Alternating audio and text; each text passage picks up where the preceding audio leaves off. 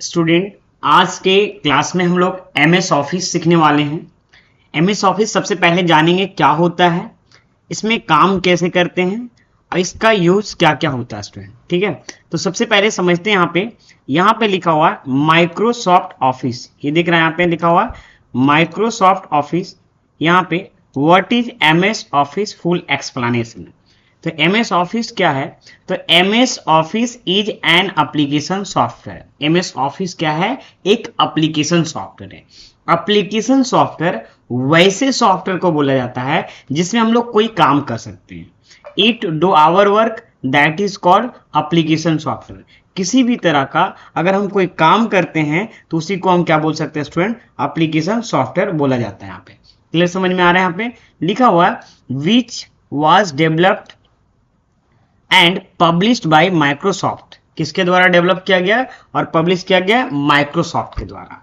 In the year 1990, 1990 में it is widely use in business and educational sector through which we can create, view and edit document, spreadsheet, presentation and data entry on database. क्या बोला जा रहा है student? कि Microsoft Office एक application software है जो माइक्रोसॉफ्ट के द्वारा लॉन्च किया गया, डेवलप किया गया और पब्लिश किया गया भी।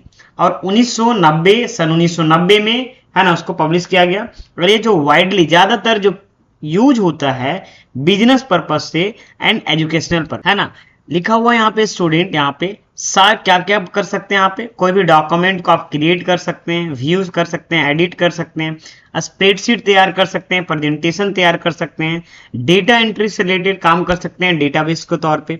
ठीक है ना।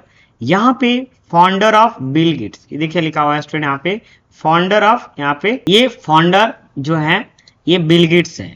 माइक्रोसॉफ्ट का फाउंडर कौन है? बिल गेट्स है। और सीईओ कौन है? सत्या नडेला। कौन है? सत्या नडेला।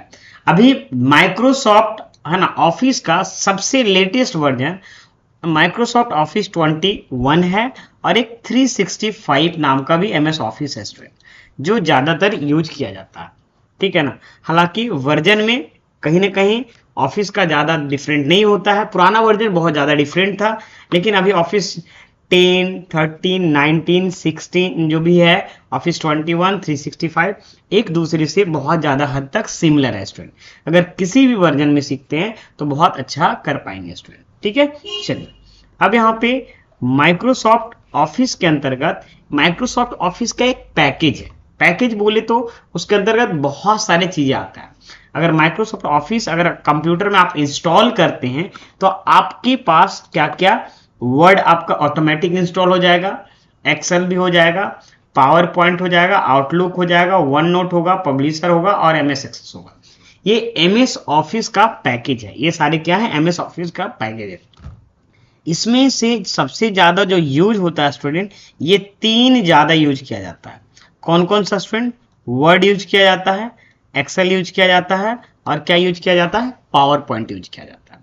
वर्ड में किसी भी तरह का डॉक्यूमेंट से रिलेटेड काम किया जाता है, एक्सेल में फाइनेंस से रिलेटेड काम किया जाता है और पावर पॉइंट में किसी भी तरह का स्टूडेंट प्रेजेंटेशन से रिलेटेड काम को कर सकते हैं। जैसे देखिए यहाँ पे वर्ड में हम डॉक्यूमेंट बना सकते हैं, रिज्यूम बना सकते हैं, कोई लेटर बना सकते हैं स्टूडेंट, एप्लीकेशन तैयार कर सकते हैं, कोई सर्टिफिकेट का फॉर्मेट बना सकते हैं, कोई एडमिट कार्ड का फॉर्मेट बना सकते हैं स्टूडेंट, कोई बायोडाटा बना सकते हैं, कोई नोटिस बना सकते हैं, लेटर पैड बना सकते हैं। किसी भी प्रकार का डॉक्यूमेंटेशन से रिलेटेड जो काम होगा वो माइक्रोसॉफ्ट वर्ड कर देगा student.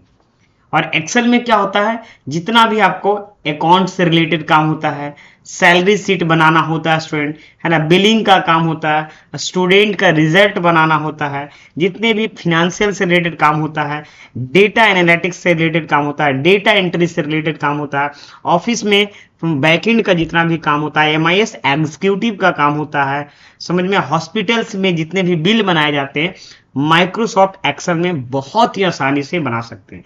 Microsoft office MS office का सबसे बोला जाता है बेस्ट सॉफ्टवेयर बोला जाता है। बेस्ट इसलिए कि सबसे ज्यादा जो यूज होने वाला सॉफ्टवेयर है माइक्रोसॉफ्ट ऑफिस में एक्सेल में। एक्सेल सबसे ज्यादा काम होता है। एक्सेल क्योंकि बिलिंग का काम है बहुत ज्यादा यूज किया जाता है, पावर पॉइंट में किसी भी तरह का ऑफिशियल प्रेजेंटेशन में आ जाता है।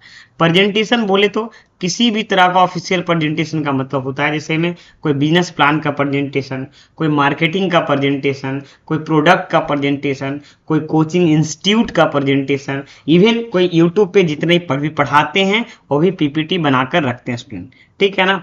आजकल जितने भी प्रोजेक्टर जैसे स्कूल में पढ़ाई होती है तो सबसे पहले पीपीटी बना से देने से क्या होता है, बच्चों को अच्छे से समझा पाते हैं टीचर और जो भी ट्यूटर होते हैं। तो आई होप यहां तक समझ पाए होंगे। तो ये जो तीन आपका जो है ये बहुत ही ज्यादा पॉपुलर है स्टूडेंट, वर्ड और है ना एक्सेल और पावर पॉइंट। ऐसा नहीं कि बाकी सब यूज नहीं होता, लेकिन ये अगर आप तीन सीखते हैं सबसे ज्यादा जरूरी है।